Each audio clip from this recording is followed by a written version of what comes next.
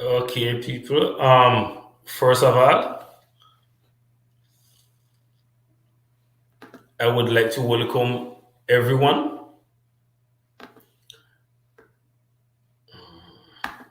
So, the Black Institute would like to thank you for your for your participation in this roundtable discussion, which we are calling Black and Asian Immigrant Communities Experiences on Hate Crimes, where speakers will be sharing experiences on how hate crimes manifest itself in Black and Asian immigrant communities in the United States of America. Now, I will be introducing the three panelists that will be participating in this roundtable discussion. We have panelist Dr. Angie Chung. Dr. Angie Chung is a professor of sociology at the University at Albany, a 2021-2022 U.S. Fulbright Scholar and former visiting professor at Yonsei and Korea University.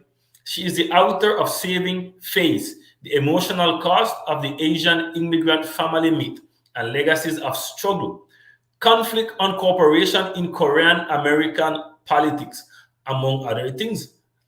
She has researched, written, and presented on the topic of inter-minority relations, interracial coalition building, the 1992 Los Angeles riot, civil unrest, multiracial ethnic enclaves, and ethnic organizational politics. Over the past few years, Dr. Chung has made numerous media appearances on local, national, and international news and radio shows to speak on the topic of anti-Asian bigotry and violence.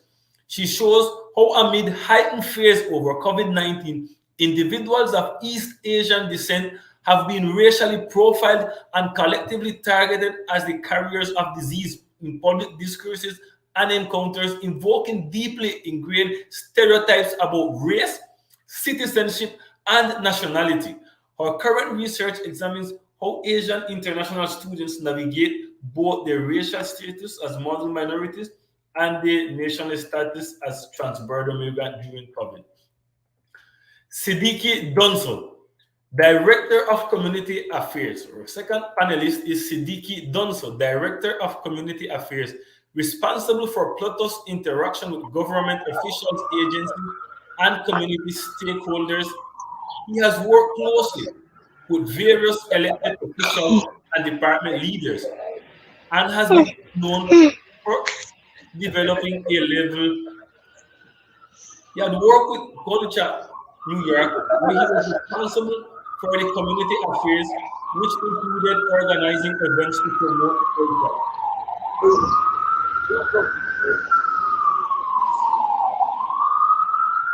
Culture's interest in local community outreach strategies.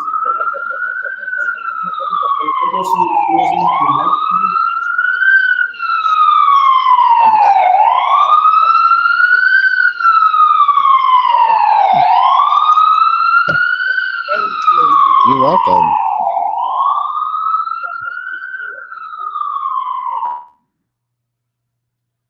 Thank you. I'm going to start reading our second panelist profile, Siddiqui Donso. He's the Director of Community Affairs, responsible for Pluto's interaction with government officials, agencies, and community stakeholders. Has worked closely with various elected officials and department leaders, and has become very known for developing a work with Plutus. He had worked with Goldchat, New York, where he has been responsible for community affairs, which included organizing events to promote Goldchat interest in local community outreach strategies. He had also worked as a special assistant to the Director General of the Foreign Service Institute, where he organized and conducted the daily activities of the Director General. He holds a bachelor's degree in economics from African Methodist Episcopal University. He's a master's candidate in finance at the Sickling School of Business. His civic involvement includes being a present board member of the African Advisory Council, former chairman of the board of organization of New York Mandingo Association, ONYMAN. Our other speaker is Pablo Blanco. Pablo is a member of the small and distinguished Garinagu, which is plural for Garifuna, nation in Honduras, Central America. Mr. Blanco is a servant of Garifuna culture and history. Pablo Blanco's work is based on Garinagu cosmology. Ugulendu is the Garifuna community's cultural philosophy, whose sole principal tenet is Aurubuni, Amurubuni, I for you and you for me. Pablo's goal is to reintroduce ancestral customs to Garinagu youth in Honduras and the diaspora using multimedia and emerging technologies. Currently, he's engaged in studying the Garinagu community.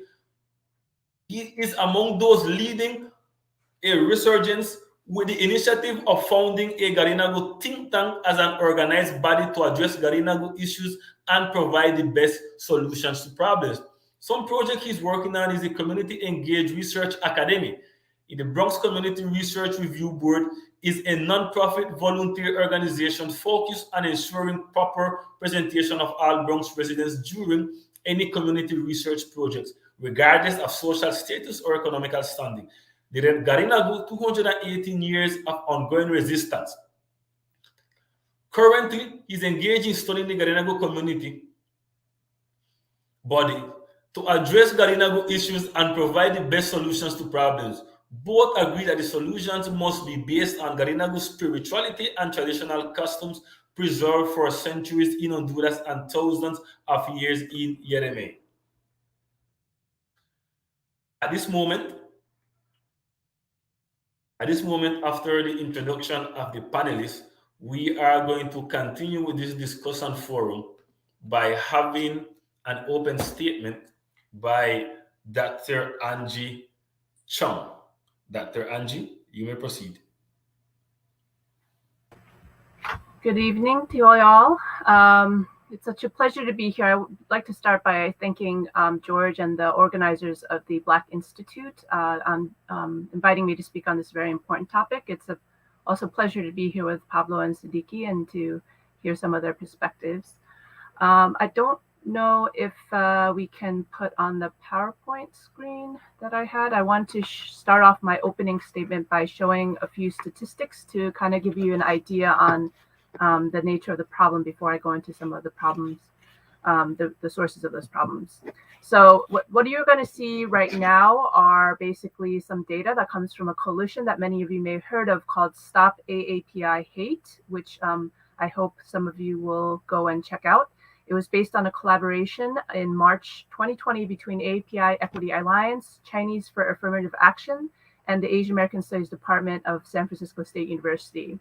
So what the national data, as you see, shows is that between March 19th, 2020 and December 31st, 2021, there was a total of 10,905 hate incidents reported against Asian American and Pacific Islander AAPI groups. If you look at the breakdown of the different types of hate incidents between the two periods, there were roughly 4,632 reported in 2020 and 6,273 that occurred in 2021. In terms of the type of incidents, you have 63% that were verbal harassment, 16.2% physical assaults, and 11.5% that were actual civil rights violations. These statistics are kind of important because they show you that the hate crime official crime reports themselves may not actually cover the range of racist attacks that were occurring during this time period. What's also important is that the demographics of victims, you'll see that 61.8% were women. And also, if you look at the breakdown of groups, they were not targeted against only Chinese, which was usually the kind of trigger for the attacks. 42.8% were Chinese, but the remaining were across different ethnic groups. And this is kind of important because it shows you how the attacks were racialized. Next slide, please. The slide is a little bit tiny, but I'll also show you that in terms of the impact on businesses, basically Chinatown and other Asian American businesses experienced a huge drop in their businesses as early as late January. In addition, there was a huge increase in Asian American workers filing for unemployment benefits at extraordinary rates. And some of you may think that, well, a lot of businesses were certainly hurting as people started to quarantine, but you'll also note that in January, you did not see a lot of those businesses quarantine. But in addition, if you actually compare these statistics across different racial and ethnic groups, there's actually 6,900% increase in the number of unemployment that was distributed, or actually claims that were filed during this time. So certainly there was a difference in how this affected businesses. And also, next slide, please. You'll also note that racism, though, increased in general for all racial minority groups. Certainly, the targets for this attack during the coronavirus pandemic was primarily against Asian Americans, but all across the board, if you could see the slide, different racial minority groups besides Asian Americans experienced a huge self-reported increase in the amount of incidents that occurred during this time. And we can certainly go in later about the root causes of this. So I'm going to stop here just so I can give enough time for the other speakers, but I have more to give. We can stop here. That's for the next slide. Thank you.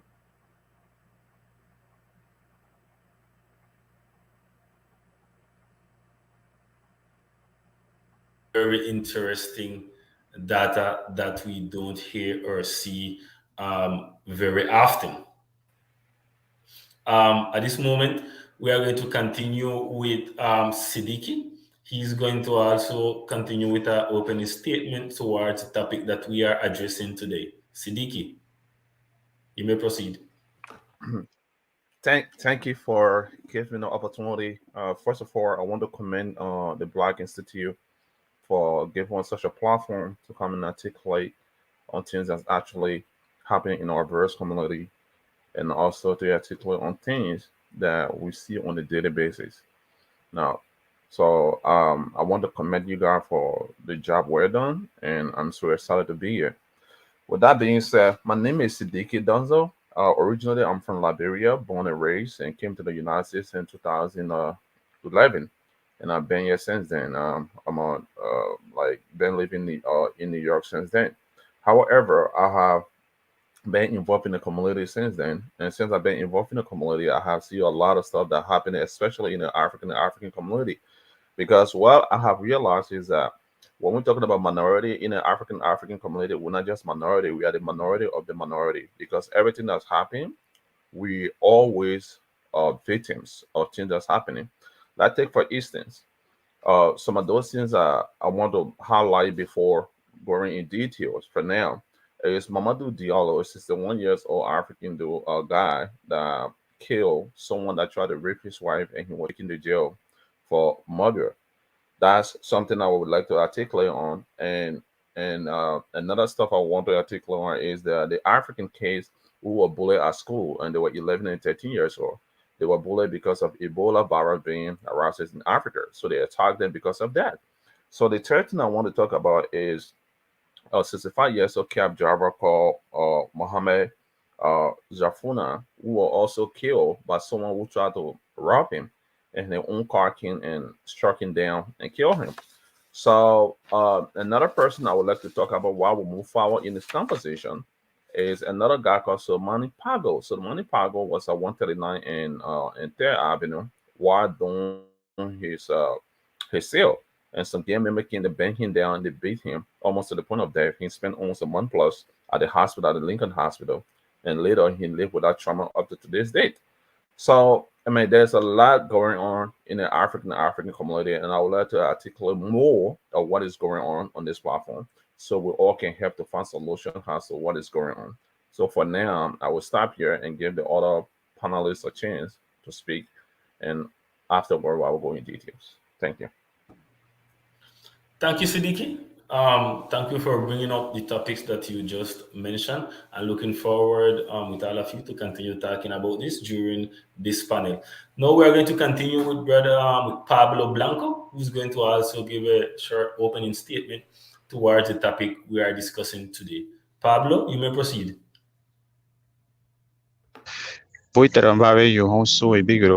Ibigiru. Good afternoon, everyone. This topic is very much needed in our community. We see the commonalities that we have with the African and the Korean community and our criminalization. This is a much needed conversation. I'm very excited to be here with you guys to discuss it because these type of topics are very sensitive and many persons haven't addressed them yet properly. And I look forward to helping us unpack everything that's going on in this country in regards to our situation, well, common situation rather.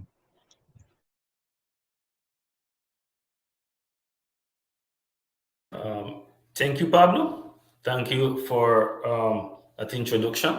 Now we are going to proceed in the discussion panel. We are going to proceed with asking Dr. Angie Chung the following question. Dr. Angie, what are some of the invoking, deeply ingrained stereotypes about race, citizenship, and nationality that is affecting your communities? And can you tell us about these experiences? I'm going to repeat the question so the audience can listen to it and the audience can get involved and take your time and listen. Dr. Angie, what are some of the invoking, deeply ingrained stereotypes about race, citizenship, and nationality that is affecting your communities? And can you tell us about these experiences? You may proceed. Well, if you study the history of the United States, you'll see that the public portrayal of Asian Americans have revolved around two different stereotypes. The first is what we call the model minority myth. And this actually didn't come about until after or around the 1970s. You'll notice timing-wise, it was after the Civil Rights Movement and when there were still discussions about the continuing effects of racism against the Black communities. And it was almost kind of like a response. And so what this myth basically did was to give the idea that Asian Americans have excelled academically and achieved the American dream through hard work, obedience, and family values. So this basically, this myth, if you'll think about it, implies that America is a meritocracy and that other racial minority groups have not been able to achieve because of their lack of work ethic and family values. And so there's kind of this implicit discussion behind this myth. But right now, what we're experiencing is what we've seen also historically, which is called this idea of a yellow peril. And this idea essentially pits Asian Americans as a biological, cultural, and political and economic threat to real Americans, quote unquote, right? And what's interesting is that this stereotype also gets provoked whenever we have some type of crisis, economic recessions, global pandemics, or some kind of international foreign affair. What's also important is that they're basically opposite sides of the same coin.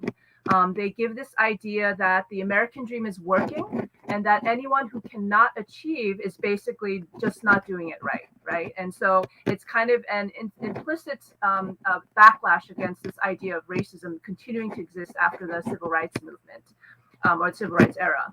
It also absolves institutions of power and also whites of any responsibility for continuing poverty and inequality in America itself.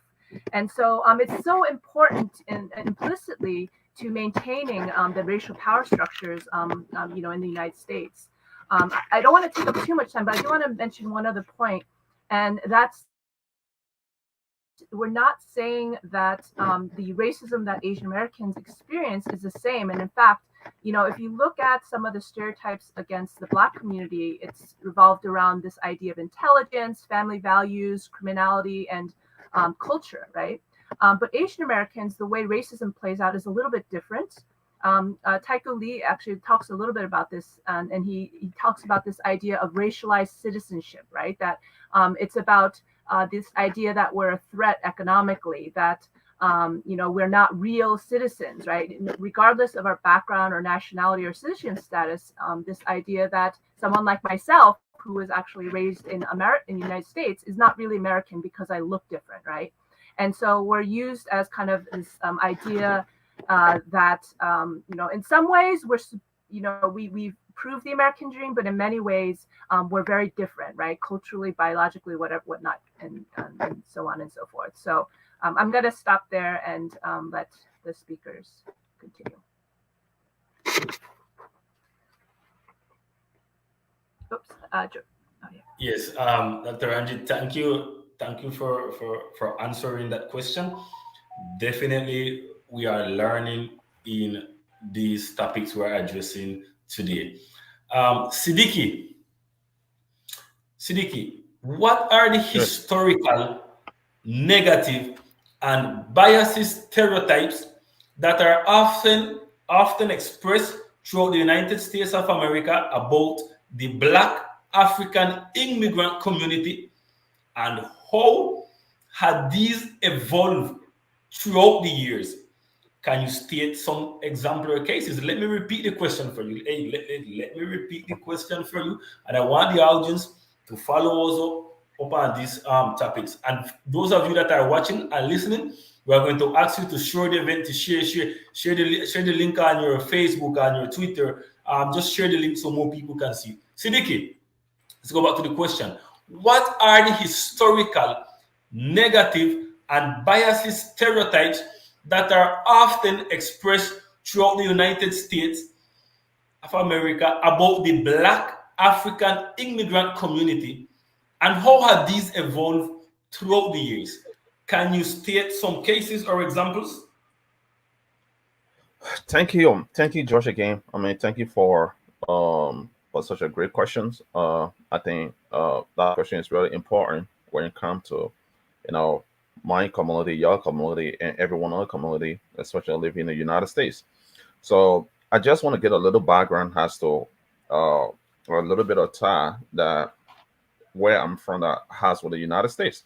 So I'm from Liberia. Liberia was founded by the United States to take black people back from the United States and to back to Africa. So they have created a land and um, uh, and called that like Little America, and in order to keep African over there. So I am a generation from that, and I'm happy to be in the United States. So being in the United States, it kind of interests me a lot, and the reason I became so interested because when I first came to this country, I didn't have documents, and I was able to liaise with a lot of different Africans and understand what is going on, what is going in the African community.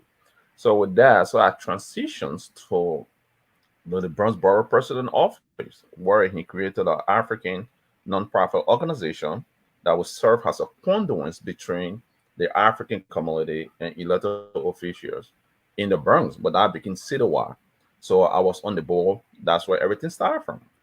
As regard to that, let's talk about 2013 when the Ebola outbreak actually happened back in Liberia and other those places. So there were two African kids from Senegal. They were actually from Senegal. So when they went to school, the rest of the students decided to beat on them. They said that they had Ebola. When they beat on those kids, I mean, it became a very serious issue. We went to the media and we were able to actually spread this information through CNN. We got invited at CNN, and when we articulate on some of those things that happened in Africa, and those kids were bullied, and after beating them, they were taken to Lincoln Hospital. They were in a hospital for a couple of hours, and afterward, we decided to share the message around. So the reason I'm saying that is that every time there is negative happening, the first people they look up to is African community. So this is why earlier stage when I said that when we talk about minority, we're not just minority, we are minority of the minority. Because even other minority look down on African. And mine, when you look at statistically from American analysis and the website, African immigrants are one of the small group of most educated people in the United States. We are. But even despite with that, we are being victimized when it comes to issues surrounding us in the United States than any other immigrant that I think of. So second to that, I speak about Mamadou Diallo. Mamadou Diallo is a 61 years old immigrant, a taxi driver in the Bronx. So he came to his house on one of these days. When he came, he spoke to his wife and went down the stairs. When he went down the stairs, on the way outside the house, the building, he received a call from his wife. Hey, someone has entered my house and they're trying to rape me. So at the time, he had an onion from his car in his hand. So he ran a step. When he ran a step, he saw this guy running from his house and his wife trying to pull her clothes on. The African clothes, people always put on. Why in such a transitions, he didn't have no other stuff. He decided to strike the guy with the iron that he has in his hand. In the process of that, the guy passed away. The guy died. And the guy, they came, had him arrested. And we came on the street because there's a probable cause. If he wouldn't have gone in the house there, if he wouldn't have raped the lady, and if all of those things wouldn't have happened, I don't think he would have been in that situation yet. So Mamadou Diallo was arrested and they took him to 161st for booking. And we got on the street, we were able to stand for him and we spoke about everything that's happening. At the end of the day, only child was assault, which is good compared to murder case. So second to that, not just one scenario of some of the things that African immigrant undergo in the United States. Second to that, because of my leadership in the community, I got invited so many times to go to African homes. When I go to African homes, I realized that there is an African that has papers, that have 4 kids, He live here, pay taxes, everything. But when you enter your house, about six families live in a one-bedroom apartment. When the parents go to bed, the children would take an air mattress and put it on the floor and sleep, which is not okay.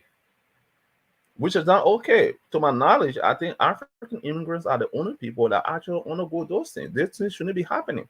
So at the end of the day, those kids that are over there, they become vulnerable to the society. When they become vulnerable to the society, when they find lynching anywhere that they can go and find a little bit of peace other than their parent house, that's how they became part of gang. They start doing things that shouldn't be done. They start getting involved in so many different stuff. So these things are happening in the African community. These things are impacting our community than any other time in the United States. So these things are things that we have to have discussions about. So tied to that, I'm sorry, I'm reading for things that I wrote that I have to speak about. So I have to look at it and know the basis of everything.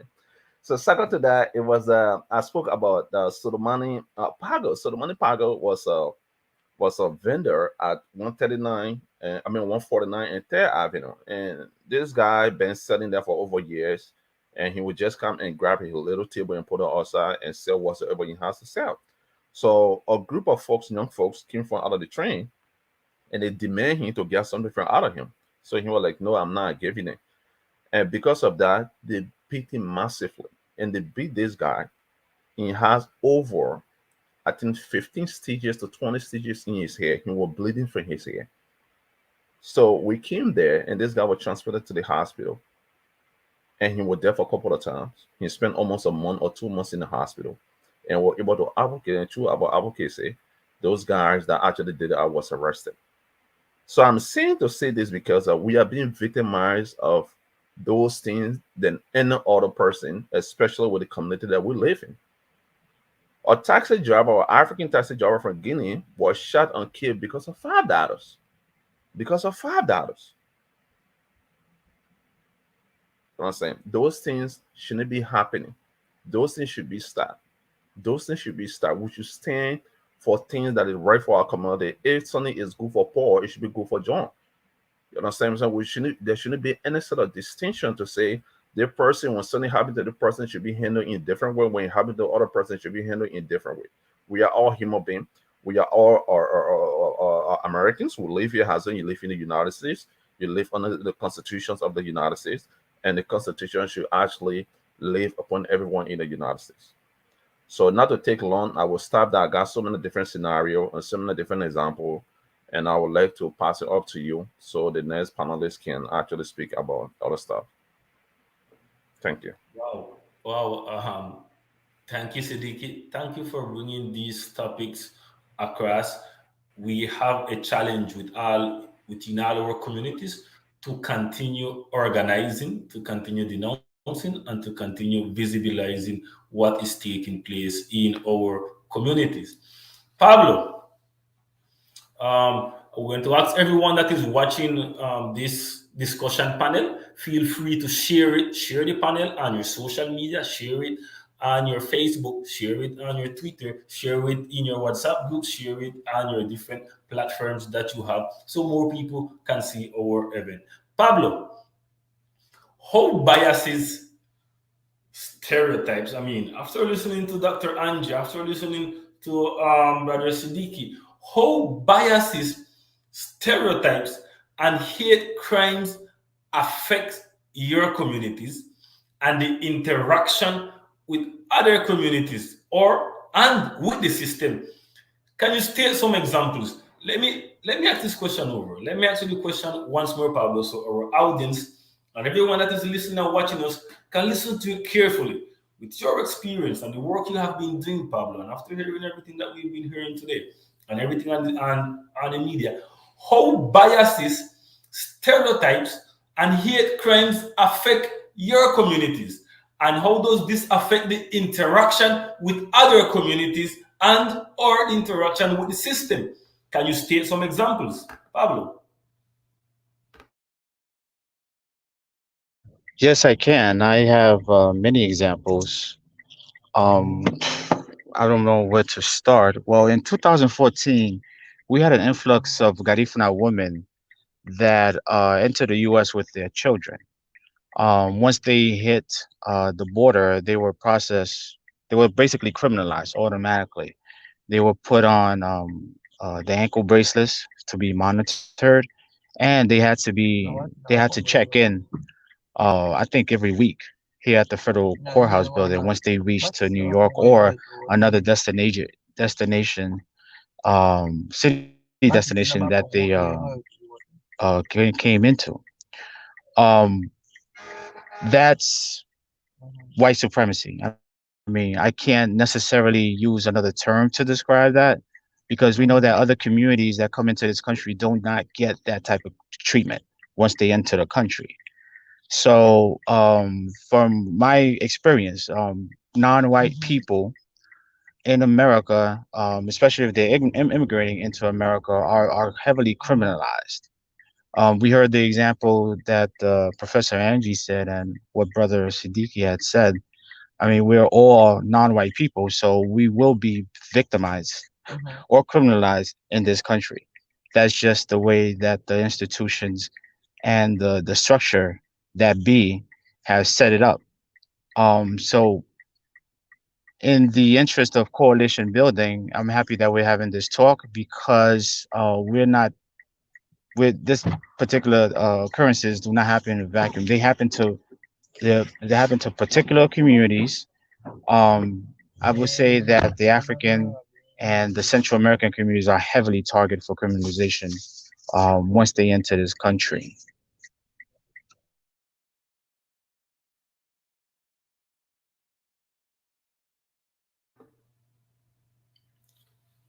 Okay, Pablo. Thank you for sharing that experience and experience you ever had towards these cases with the community. Now, I'm going to ask a question, and this question is going to go for three of you. This question is going to go to three of you, but I would also like to ask Siddiqui to answer the question first, or for Siddiqui to give his opinion towards this question, which the question is going to be for three of you. Siddiqui, so what tools do we have in this specific time to meet these challenges? And how should we, or can we work together? How should we work together, or can we work together? I'm going to ask a question again. This question is for three of you panelists. I'm going to ask Siddiqui to answer the question first. Siddiqui, what tools do we have in this specific time to meet these challenges, and how can we work together, or should we work together? Siddiqui. Thank you, Josh. Again, I mean, this is one of the questions I've been waiting for. I think it's very important for to address something like that. Very much important in our community.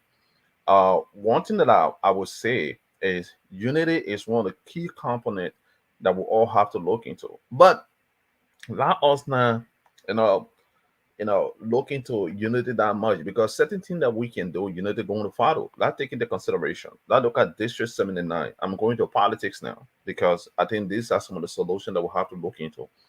Let's look at District 79. District 79 in the South Bronx has more African than any other immigrant in that district. But District 79 has never been ruled. The assembly or the city council has never been ruled by an African. There has been no African in the history of the Bronx or District 79 that has ever been elected to that position as an assembly person or as a city council. So if we feel reluctant and not vote for our people and put our people in positions where they can stand for us, we'll continue to be marginalized as much as we can. So let me go on the other way a little bit. I have worked with elected officials, I'm running back and forth, and I wasn't an elected official. So guess what? When something is going in the African community, they will reach out to my assembly person in order for them to ask me as an African, which I'm not being paid for, to give them a sense or read something when they go into our community what they can say. You understand? In order to have my community to continue voting for them over for them to have that position.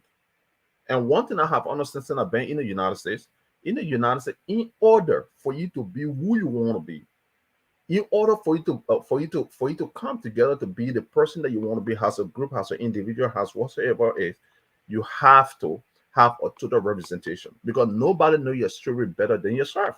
Nobody can explain better about situation that you want to go in than yourself.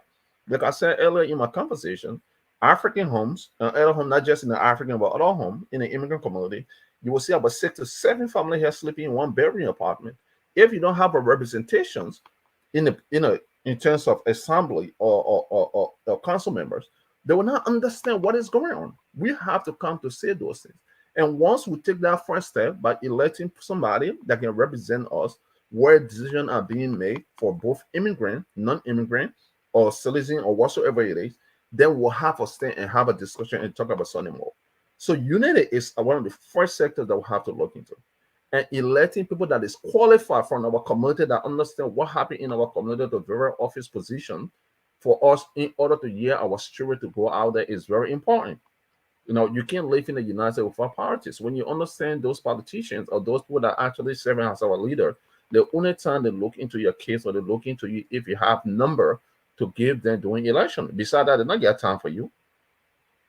They don't have no time for you. So we have done our study, we have done our research, we have done what we have to do in order to have all of the number together. And that is why I will share this number with you.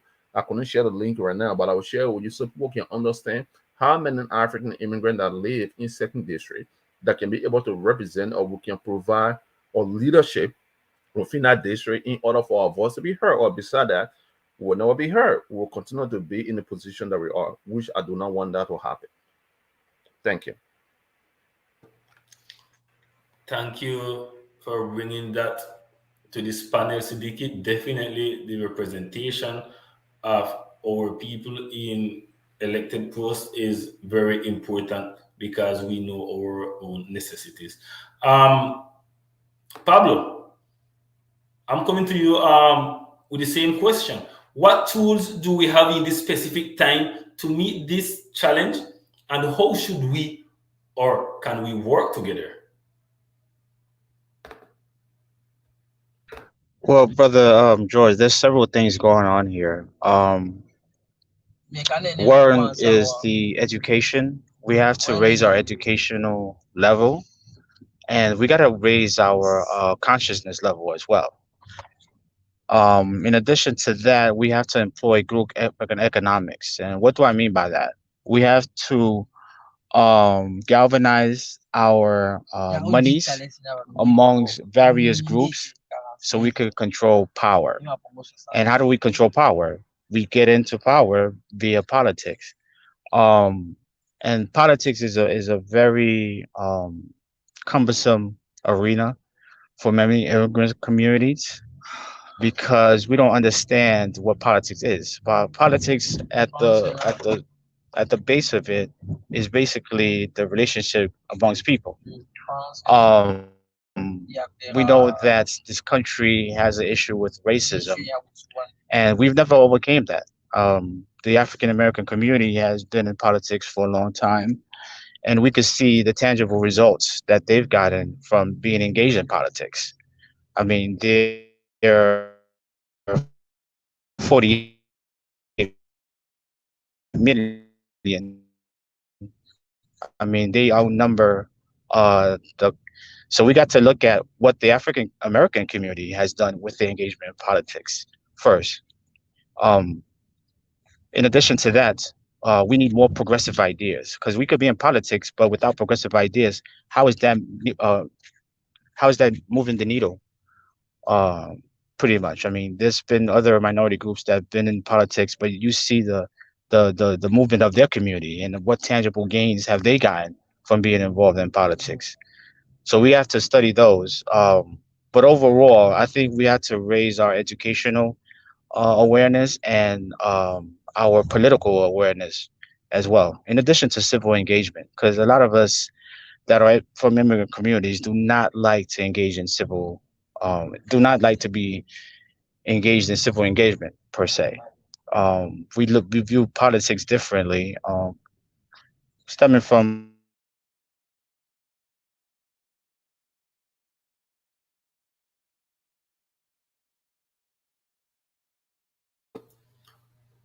Pablo, we're not hearing you. Can you check your mic? Honduras, politics is deadly. I mean, if you the emphasis should be placed on raising our consciousness level first before we engage into politics.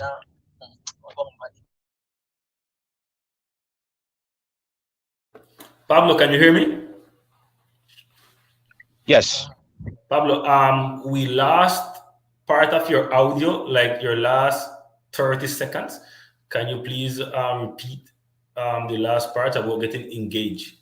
We lost audio for Yes. the last 30 seconds. Yes. I said that we have to increase our civic engagement, education, and political consciousness, because there are other communities that have been in politics for years since this country started, and there's a lot of things that has happened to them on the political side that they necessarily can't control. So, in order for us to avoid that, we have to galvanize our monies together so we can control how we elect certain people into politics so they can represent us. Because I've noticed that several communities that have been in politics, they have representatives there, but they don't talk on behalf of the people, nor do they do what's in the best interest of their own people. So politics is one. Raising the educational level is two, and the political consciousness is three, and civic engagement is four. That's what we need to do, and I think we started. We could use the Black Institute as a central point or organization so we can engage with more communities.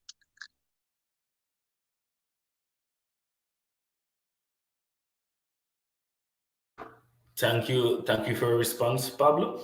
Um, we're going to ask Dr. Angie the same question, but before I ask Dr. Angie the same question, I'm going to ask all of you that is listening to us to feel free to share this event on your social media platform so more people can see us and listen to us.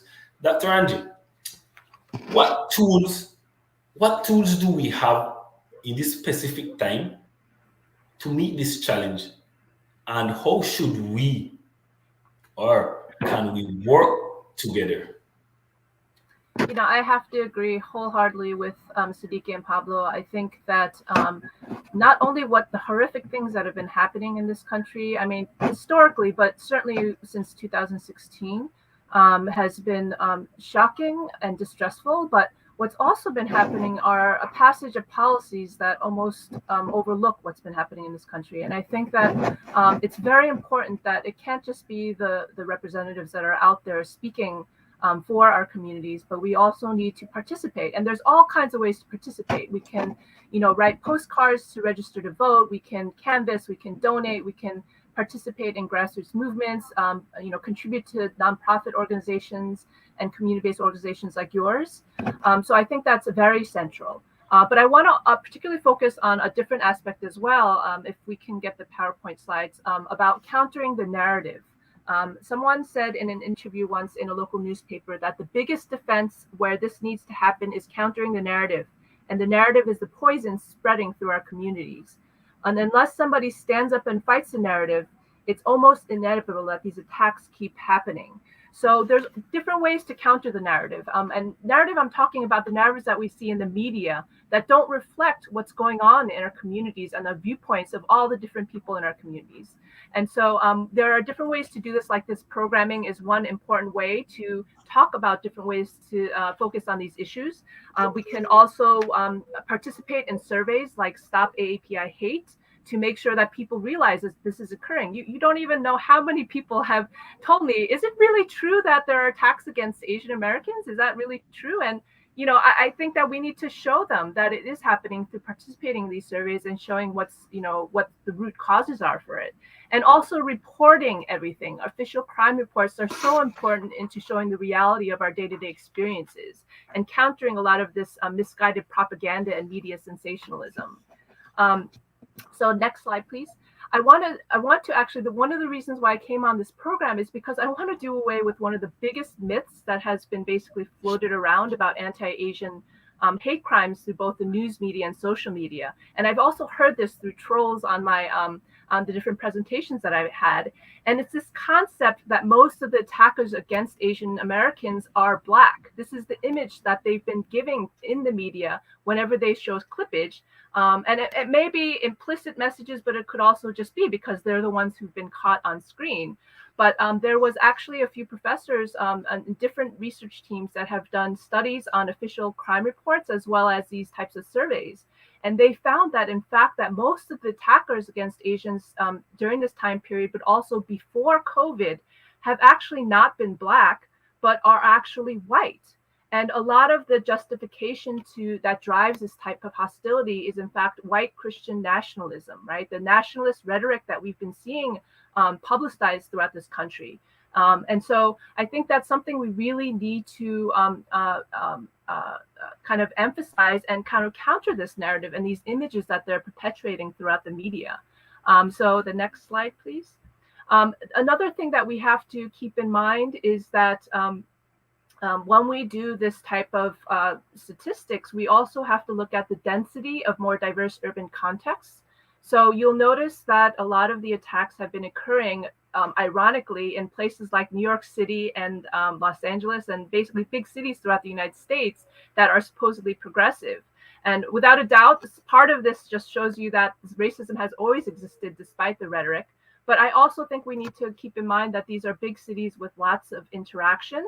And also, in general, across the United States, there are higher policing and arrests of Black males in communities. And so without a doubt, you are going to have even these reports and statistics that are skewed to give this erroneous image that, this is a Black Asian problem. And it isn't. It isn't. As Pablo mentioned, this is a case of the continuing existence of white supremacy in our country that has always been underneath the surface, but is now free to kind of reign a lot of the dialogue throughout the country.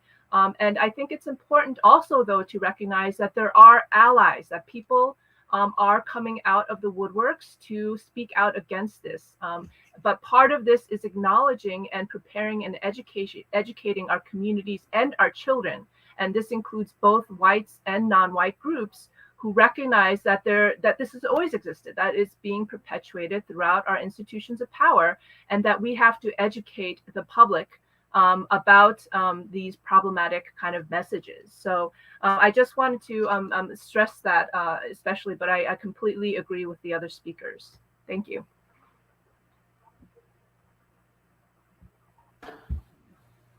Thank you, Dr. Chung.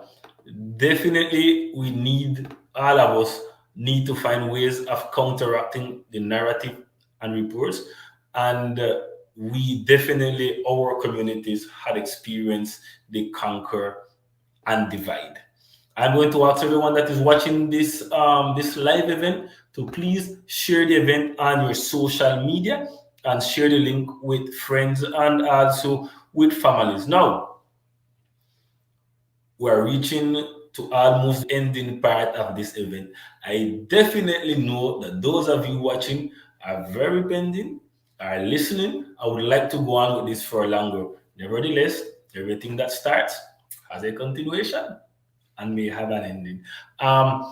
So we're going to close the event with the following. We're going to ask Pablo.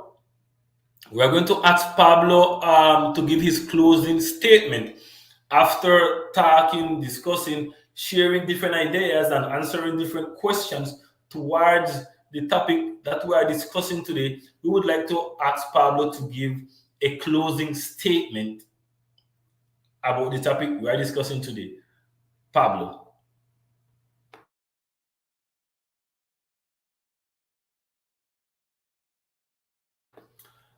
Pablo, we are not hearing you. Did you hear me?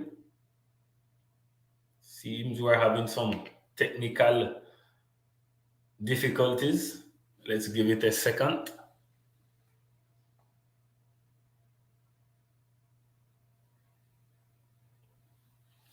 Okay, since we're having these technical difficulties, we are going to ask Siddiqui. to give us his closing statement regards the topic we are discussing the day of today. The topic that we are discussing today on this live discussion table is the Black and Asian immigrant communities' experiences and hate crimes. Siddiqui, you may proceed. Thank you. Judge, just to be clear, you said this is a closing statement, right? Correct. Correct. So I want to take this opportunity to say thank you to Dr. Angie. I mean, you articulated very well. I have learned a lot from you today. And I also want to take this opportunity to say thank you to Pablo. You articulated very well, and I really, really admire and learn a lot from both of you people. And I also want to take this opportunity to say thank you to the Black Institute, to having us and giving us this opportunity to be here to say things that are actually happening in our community, to be able to for other people that are actually watching to learn and understand how our very community works. And I also want to extend my thank and appreciation to you, Josh, as being who you are, having this team together to come and articulate on things that's happening. I also want to say thank you to Shanikar. I hope I'm saying your name very well. Shanikar, thank you for the technical support you have given this thing to have us this far in order for our voice to be heard out there. So mainly, I appreciate the team. I appreciate the organizing team, and I appreciate the fact of giving all the platform to be able to articulate on things that's happening. So with that being said, I just want us and everybody that is watching, please, we got a serious issue in this country. We got a serious issue in the various borough that we live in. We got a serious issue in the very community that we live in. Please join us, help us, be part of these things. Join us anytime we're having an event in order to stand for what is right. And what is right is a human right. And human right, there shouldn't be any distinction between who is black, who is white. I think we all should be under the same umbrella. So I would recommend that if there's anything about African immigrant, about Chinese, about other people or Asian or anywhere around the world, please join us to pass a law that will start bullying against people, that will start racism against us, that the criminal justice system will treat everyone of us fairly and will be able to live under the umbrella of a unity and not of umbrella of distinction. So I want to urge everyone that is actually watching us. We are grateful to be here. We'll all be here as a leader in our very community. We will share tools that we need to share. But please, we have suffered a lot. We have heard a lot. There's a lot going on. Please join our next time in any event that we're having or anything or protest or whatsoever it should be on join us in order for our voice to be heard. We really, really need this. Thank you so much for giving the opportunity again, George and the team of Black Institute. I am very humble and I hope to continue this conversation and I hope to be part of another panel again, to be one of the panelists again, to have a serious discussion regarding the same thing we've been talking about. So thank you so much. Thank you, Siddiqui. I am going to steal something that you said.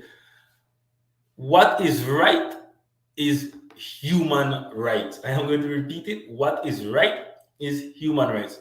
Pablo Blanco, after listening to all the questions, the discussion, the different points of view, we're going to ask you to give your final statements on the topic we are discussing today, which is Black and Asian immigrant communities' experiences on hate crime. Pablo, you may proceed. Yes, as an immigrant, I've noticed that we don't understand what racism is and how it's used by white supremacy to keep us under control in this country. So one of the things that we have to do is unify like we're doing now, and also get into the structures and the frameworks and the institutions that oppress us currently. Something that we have to do as a community, because as long as we have non-white people not participating in these structures, we're gonna have the same problems. So that may take a generation or two, but we could start planting the seed right now by having these discussions. I commend the Black Institute, you, George, and everybody on this panel for having enough courage to speak to these issues that we currently share, because it takes a lot of courage to do that. But I think we're heading into the right place, and I look forward to engaging with the persons in the panel here further, the Black Institute, and other grassroots organizations, so that we could create a better future for our future generations. Because when I look at my 18-year-old son, there's a problem when he tells me, "Dad, I don't feel comfortable being around the police here in New York City." So that fuels me to get actively involved in civil engagement and the politics of this great city. Um, Other than that, thank you guys for to the person that's here with us, joining us on this discussion. Thank you for joining us, and we're looking forward to your questions and your commentary as well. Thank you for that closing statement, Pablo. Something you mentioned that definitely most of us can relate is the institutions that oppress us and being oppressing us. Dr. Angie, we are going to also ask you for your closing statement after listening to the different points of view, the questions that was made the day of today.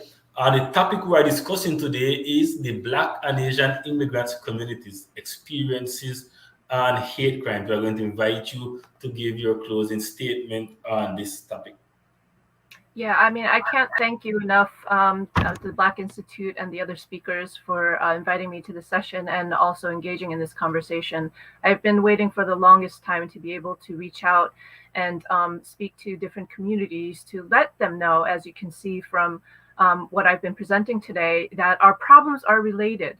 All the policies I've been passing, I've been in tears. All the horrific shootings, the massacres, the day-to-day violence and anxiety and fear and frustration has been around for a long time, even before these past few years. And so I think we need to recognize that this is a problem that has not gone away.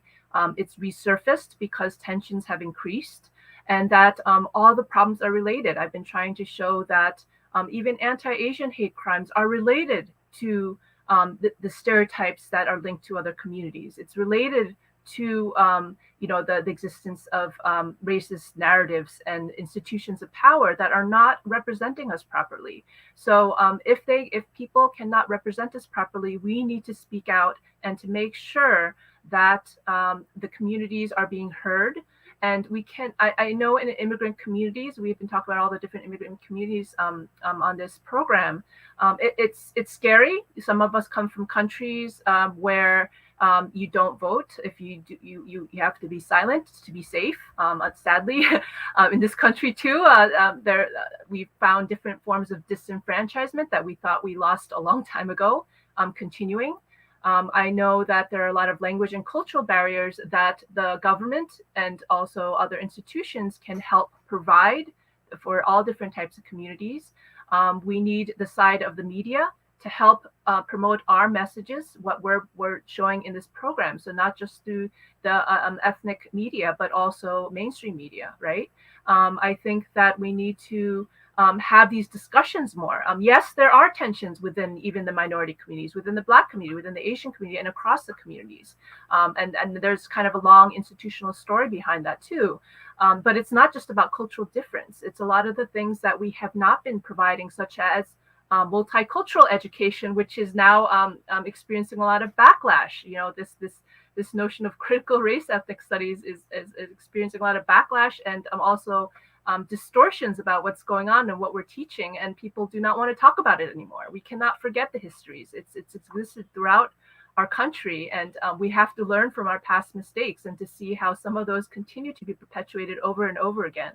So again, I thank you for this conversation, and I don't know if we have time to hear from the community, because I think that's also an important element. But thanks again, and I hope to hear from many of you soon.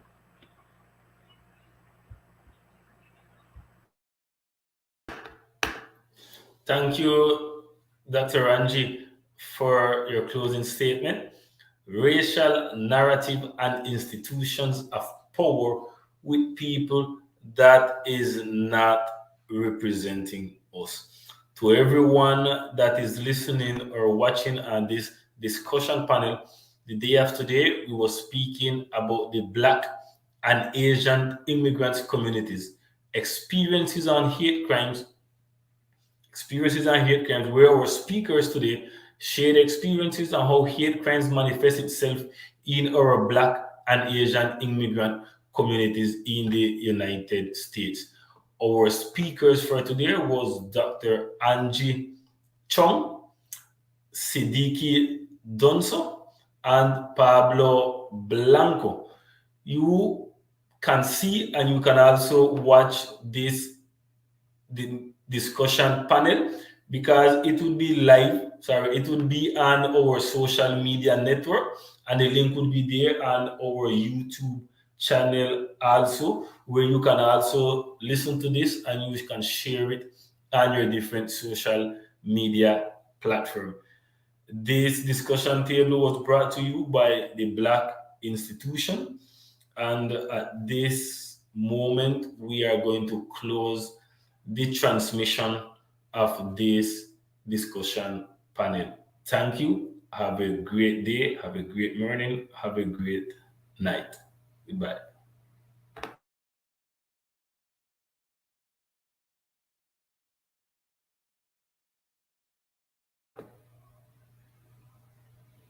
Sharika.